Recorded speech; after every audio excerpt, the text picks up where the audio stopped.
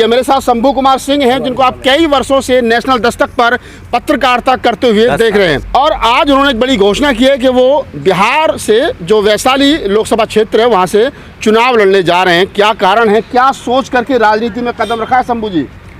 देखिए नागपाल जी, इसको भी मजबूरी ही कहिए। मैं सोशल मीडिया पर भी आया था मजबूरी में ही, क्योंकि टीवी अखबार में मैं टीवी में नौकरी कर रहा था 10 सालों से। वहाँ बहुजनों को मौका नहीं मिलता है, वहाँ भी ह्यूमिलिएट हुआ। मैंने सोशल मीडिया पर काम करना शुरू किया, बड़ी सफलता मिली। आज हजारों इस देश के बहुजन समाज के लोग पत्रकारिता कर रहे हैं। मैं वैशाली जिले का हूँ, बिहार के वैशाली जिले का। वहाँ से अभी एक देखे आप संभावित उम्मीदवार मुन्ना शुक्ला, जिन्होंने जाति सूचक जिस तरह का शब्द बोला, आपको जानकर हैरानी होगी कि प्राचीन गणतंत्र की लिच्छवी वैशाली, जहाँ 90% आबादी एससी और ओबीसी की है, अल्पसंख्यक समाज के, वहाँ आज तक एक भी सांसद जो है वो एससी ओबीसी या अल्पसंख्यक समाज का नहीं जीता है। तो इस परसेप्शन को भी तोड़ पहले थोड़ा सा ये जान लेते हैं, मुन्ना शुक्ला जिसका आपने जिक्र किया, जिन्होंने जातीय सूचक शब्दों का इस्तेमाल किया है, ये किस पार्टी से हैं और पार्टी ने अभी तक इनके खिलाफ कोई एक्शन लिया नहीं? संभावित उम्मीदवार। अच्छा, संभावित। हाँ, उन्होंने जो आरजेडी से संभावित उम्मीदवार, इंडिया गठबंधन के संभावित उम्मीदवार हैं। और वहाँ से एनडीए का उम्मीदवार बीना देवी हैं, जिन्होंने रामविलास जी की पार्टी तोड़ी, परिवार में झगड़ा लगाया। आप किस पार्टी से जा रहे हो? देखिए, मेरी औकात बहुत पार्टी की तो नहीं है, लेकिन मैं बहुजन आंदोलन वाली पार्टियों के साथ ही जुड़ूंगा, बहुजनों के साथ ही जुड़ूंगा, ये तय है। बसपा? अगर बसपा मुझे मौका दे तो सोने पर सुहागा। मैं बहुजन, वहाँ मैं अभी फिलहाल बहुजन समाज की बात कर रहा हूँ, बहुजन रिप्रेजेंटेशन की बात कर रहा हूँ। किसी पार्टी के शीर्ष नेतृत्व से बात हुई है? हमारी उतनी हैसियत नहीं है साहब। क्यों नहीं? कहाँ आप आरजेडी के बड़े नेताओं के साथ आप बैठते उठते हो, कांग्रेस के बड़े नेताओं के साथ आप बैठते उठते हो, और बसपा के बड़े नेताओं के साथ आप बैठते उठते हो, तो ऐसे कैसे कह सकते? मैं नियम फॉलो करता हूँ, मैं सबसे रिक्वेस्ट कर रहा हूँ, लेकिन मेरी पहली पसंद होगी बहुजन समाज, बहुजन समाज वाले दल, बहुजन नेता। लेकिन पार्टी मेरी प्राथमिकता में है, लेकिन उससे ज़्यादा प्राथमिकता में जनता है। जनता कह रही है कि इस बार धन बल और बाहुबल नहीं चलेगा।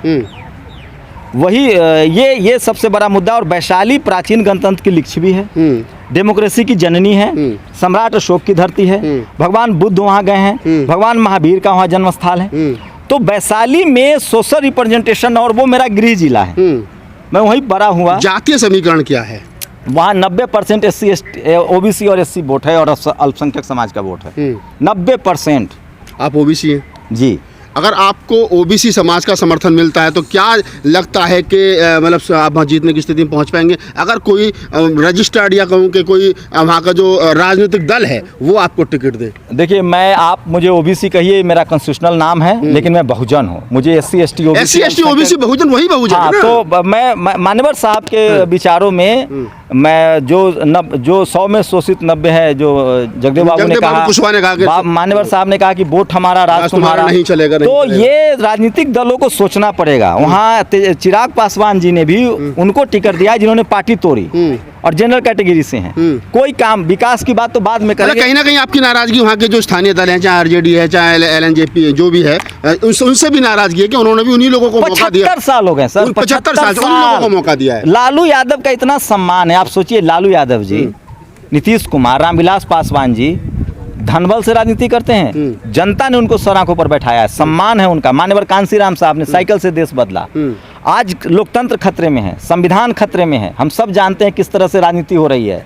ऐसे में तमाम बहुजन दलों की तरह निगाह है। लेकिन आप सोचिए, बिहार में जाति जनगणना हुई है, 90% टिकट वहाँ एससी एसटी ओबीसी का बनता है, अल्पसंख्यक समाज का बनता है। वैशाली जिला, वहाँ खास वैशाली क्यों है? वैशाली बार बार जोड़ क्यों दे रहा हूँ? वैशाली जननी है लोकतंत्र की, प्राचीन गणतंत्र की लिच्छवी है, सम्राट अशोक की धरती है। वहाँ रोटी जल चुका है, लालू जी के शब्दों में कहे तो, माननीय लालू यादव के शब्दों में कहे तो रोटी जल चुका है। 75 साल से एससी एसटी ओबीसी अल्पसंख्यक समाज के लोग संसद नहीं पहुँचे हैं। वहाँ की जनता, मैं आप भरोसा नहीं करेंगे, मैं 5 दिन घूमा वहाँ, उसमें लोग कह रहे हैं कि मैं इस बार किसी बहुजन को ही वोट करूँगा। तो यही कारण रहा है कि 75 साल से जो प्रतिनिधित्व नहीं मिला है और जो नाराजगी है, यही कारण है कि शंभू कुमार सिंह ने पत्रकारिता छोड़ करके सोचा कि चलो वैशाली से। मेरी नैतिक जिम्मेदारी है, जहां मैं पैदा हुआ हूं, पूरे देश, पूरा दुनिया नेशनल दस्तक को देख रही है। हम रिप्रेजेंटेशन की बात कर रहे हैं, दलित पिछड़े आदिवासियों के अधिकार की बात कर रहे हैं। आपको पता है कि media, judiciary, college, university, bureaucracy, business में हम लोग नहीं हैं। कोशिश हो रही है। बिल्कुल। बाबा साहब की वजह से पॉलिटिकल रिप्रेजेंटेशन मिला है, वोट का अधिकार मिला है। वहाँ भी तो कम से कम ये चीज़ मुकम्मल हो। वोट हमारा, राज तुम्हारा कैसे चलेगा सर? 90% लोग कब तक सिर्फ वोट देते रहेंगे? मैं सिर्फ वैशाली की बात कर रहा हूँ, वहाँ बदलना अभी पड़ेगा। थोड़ा सा लौट करके पत्रकारिता पर आ जाते। शंभू कुमार सिंह चुनाव जीतने के बाद या जो भी रिजल्ट होता है उसके बाद में पत्रकारिता में बने रहेंगे? देखिए, भारत पत्रकारिता का कोई अलग से सर एग्ज़ाम नहीं होता है इस देश में। मैं तो चाहता हूँ हो एग्ज़ाम, जैसे वकील के लिए वकील का एग्ज़ाम होता है। क्या वकील, आप मंत्री बन जाते हैं तो वकालत नहीं करते हैं क्या? क्या आप एमपी बनने के बाद में सांसद भी, क्या सांसद बनने के बाद में आदमी प्रोफेसर भी रहता है? हाँ, आप क्या पत्रकार हैं? पत्रकार क्या है? राइट टू स्पीच है ना। राइट टू स्पीच है। हर आदमी इस देश में अपने संवैधानिक अधिकारों के तहत बात करे। मैं बात करता रहूँगा, क्यों नहीं करूँगा? ये राजनीति क्या है? पत्रकारिता है। पत्रकारिता क्या है? राजनीति है।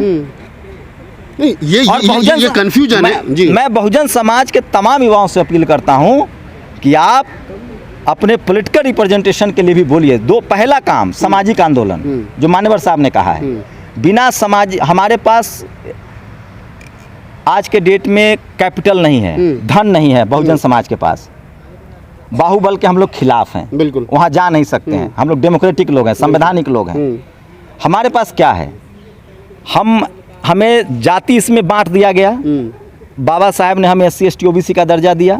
BP मंडल साहब ने हमें OBC कहा। हजारों जातियों को एक जगह पिरोया। आज हम बहुजन बन रहे हैं। मैं पिछले 10 साल से, अगर इस देश की सामाजिक बहुजन जनता को लगता है कि 10 साल में मैंने पत्रकार के तौर पे अगर बहुजन समाज के लिए कुछ किया है, उनको सामाजिक रूप से जड़ें मजबूत की हैं, तो अब राजनीतिक फसल काटने की बारी है। मान्यवर साहब ने कहा है, जिस समाज की सामाजिक जड़ें मजबूत होती है उसी की राजनीतिक जड़ें मजबूत होंगी। आप 10 साल से, जो मैं तो अपने बारे में नहीं कह रहा हूँ, जिन लोग की नौकरियां गई हैं, डॉक्टर रितु, उनको टिकट मिलना चाहिए पंजाब से। लक्ष्मण यादव, उनको टिकट मिलना चाहिए यूपी से। लखनऊ यूनिवर्सिटी के दलित प्रोफेसर जिन पर हमला हुआ, संघियों ने किया, उनको टिकट मिलना चाहिए यूपी से।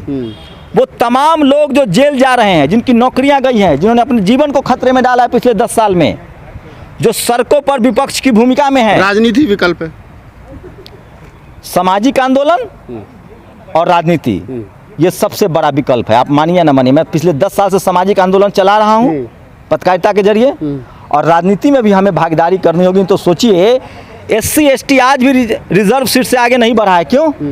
कैसे हमारा रिप्रेजेंटेशन तय होगा? कितनी आबादी है SC ST की? चंद्रशेखर से कोई बात हुई है? नहीं, उस पर आऊँगा। 25% आबादी है ना SC ST की, आज भी रिजर्व सीट से आगे नहीं जा रहे हैं। OBC की आबादी 65%, 60%। आज उसका टिकट कितना है? अभी आकलन कीजिए आप तमाम राजनीतिक दलों का, नेशनल दलों का, कांग्रेस और बीजेपी का। भाई साहब, 50% टिकट अभी भी जनरल कैटेगरी के पास है। कहाँ रिप्रेजेंटेशन मिल रहा है?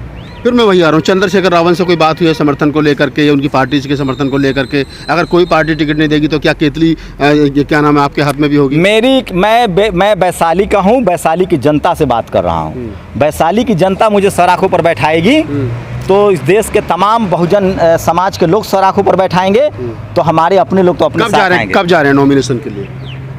देखिए, वहाँ नॉमिनेशन के लिए भी लंबा समय है। वहाँ 5th फेज में चुनाव है, तो लंबा समय है। लेकिन वहाँ के लोगों की बहुत डिमांड है। मैंने कल वीडियो डाला, लोगों से राय लिया। आप देखिए जाके, हम तो झूठ भी नहीं बोलेंगे, 75% बहुजन हमारे साथ है। जो 10% जो लोग खिलाफ में बोल रहे हैं, उनका कैटेगरी चेक कर लीजिए। आप शंभू कुमार सिंह हैं हमारे साथ। एक बात और वैशाली के लिए जोड़ दूं, मैं इस देश के बहुजनों से अपील करता हूं, सड़क का नेता चुनिए, मान्यवर कांसीराम की तरह, बहन जी की तरह, जननायक कर्पूरी ठाकुर की तरह, जगदेव बाबू की तरह, चंद्रशेखर की तरह। आप इन लोगों को चुनिए। चंद्रशेखर भाई चुनाव लड़ रहे हैं, स्वागत है उनका। तो मैं फिर कह रहा हूं कि इस देश के तमाम बहुजन समाज के लोगों को, सड़क के लोगों को चुनना चाहिए, और बहुजन रिप्रेजेंटेशन बहुत ज़रूरी है। हमारे पास संपत्ति नहीं है, हम मीडिया में नहीं है, जुडिशियरी में नहीं है, स्पोर्ट्स नहीं है, सिनेमा नहीं है। बाबा साहब ने एक वोट का अधिकार दिया है, और हमारे महापुरुषों ने संघर्ष किया है इस वोट के अधिकार से। और मान्यवर साहब की एक लास्ट लाइन, सत्ता हर ताले की चाबी है। बहुजन समाज को अपना रिप्रेजेंटेशन, 90% बहुजनों को चुनाव जीत के आना पड़ेगा संसद में।